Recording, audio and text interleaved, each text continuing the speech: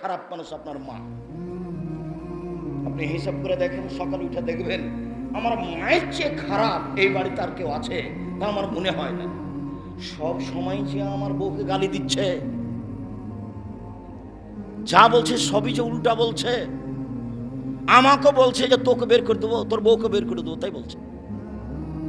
আর সে গালি দিচ্ছে কিভাবে? আর আপনার ছেলের সাথে আপনার মায়ের ভালোবাসা নেই, আপনার বোনের ছেলের সাথে ভালোবাসা।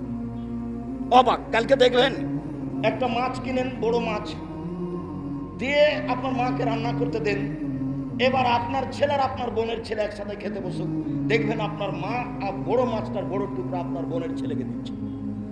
পরীক্ষা করে দেখেন। আপনার মাকে কালকে টাকা দিয়ে এসেছেন, আজকে খোঁজ নেন, দেখবেন আপনার টাকাটা আপনার বোনকে দিয়ে পাঠিয়ে দিয়েছে। আপনি তখন বলবেন ব্যাপারটা কি? আরে নুন খায় আমার আর গুণ গায় বোনের, এই কি মানুষ নাকি? জি, সম্বুলটা। এরপরেও মুখ খুলতে পাবেন না, মুখ খুললেই যা, মুখ খোলাই যা হবে হোক। মা উল্টা এ কথাই ঠিক, বাপ উল্টা এ কথাই ঠিক, আমাকে গালি দিচ্ছে এ কথাই ঠিক। একদিন তুমি ছিলে তোমার মায়ের কোলে, এখন তোমার মা তোমার কোলে। পেশাব করাবা তুমি, পায়খানা করাবা তুমি, গোসল দেওয়াবা তুমি, কাপড় বদলে দিবা তুমি, কাঁধে করে মেডিকেলে নিয়ে যাবা তুমি, গাও পরিষ্কার করে দিবা তুমি, কাপড় দিয়ে গাও মুছে দিবা তুমি। তোমার বউ করবে না কেন? তোমার বউকে তোমার মা গালি দেয়, গালি দেয় এ কথাই ঠিক। বুদ্ধি এখন কমে গেছে, গালি দিবে এ কথাও ঠিক। সে নিজেকে সামলাতে পারবে না এ কথাও ঠিক। নইলে আল্লাহর ইবাদতের সাথে সাথে বাপ মাকে আল্লাহ নিয়ে আসলেন কেন? বললেন যে পৃথিবীর মানুষ এক আল্লাহর ইবাদত করো, তার সাথে বিন্দু মাত্র শরীক করো না। তারপরে চট করে কেন বললেন পিতা মাতাকে মানো? একটু বলবেন দেশবাসীকে মানো, প্রতিবেশীকে মানো, তারপর বাপ মাকে বলবেন।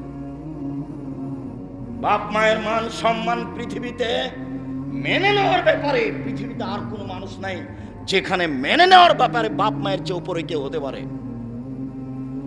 একজন এসে বলছে, আল্লাহর নবী, আমার বাপ মা আমার কাছে কি অধিকার রাখে, আমি আপনার বাপ মায়ের কি করতে পারি?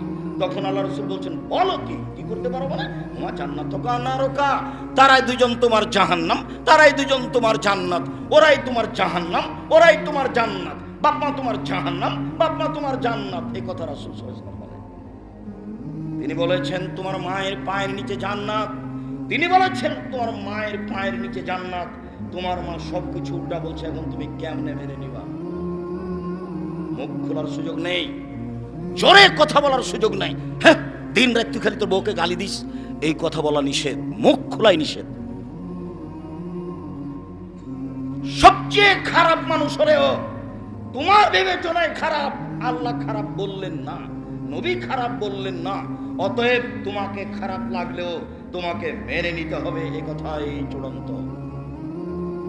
সম্মানিত দিনী ভাই বোন, জাতির উদ্দেশ্যে বলছি, যারা আমাদের সাথে আছেন, অনলাইনে পৃথিবীর বিভিন্ন প্রান্ত থেকে সাথে আছেন, সময়ের গতিতে আপনারা আমাদের বক্তব্য অবগত হবেন। আমরা তাদের জানাচ্ছি, আপনার বাপ মাই হচ্ছে জান্নাত, এ কথাই ঠিক। আপনার মায়ের পায়ের নিচে জান্নাত, এ কথাই ঠিক।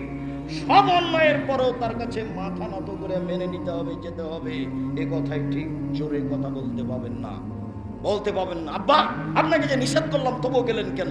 জি না আব্বা, বাজারে ওখানে একটা মনে হচ্ছিল যে ঝামেলা, আব্বা আপনি যায়েন না। আব্বা আপনাকে তো আমি যেতে নিষেধ করেছিলাম, আব্বা মনে হচ্ছে যে যাওয়াটা ঠিক হয়নি। পরিবেশ তাকাতে এর চেয়ে আপনি কথা বলতে পারবেন না বেশি। হ্যাঁ, তোকে নিষেধ করলাম তবু তো গেলি। চিরদিনের জন্য যারা সামনে আছেন তাদেরকে সতর্কবাণী পেশ করা হচ্ছে, জিন্দেগিতে আর কোনোদিন পিতা মাতার নামে বাক্য মুখ খুলবেন না। মরার সাথে সাথে পুরো জীবনের কথা মনে পড়বে, আপনি প্রতিকার করতে পারবেন না। দুঃখের শেষ থাকবে না, আফসোসের শেষ থাকবে না। কেন আমি মাকে কথা বললাম, কেন আমি বাপকে কথা বললাম, কেন আমি একটু 10 টাকা হাতে দিলাম না? আমি তো সেদিন দিতে পারতাম, আমার আব্বা তো বলেছিল।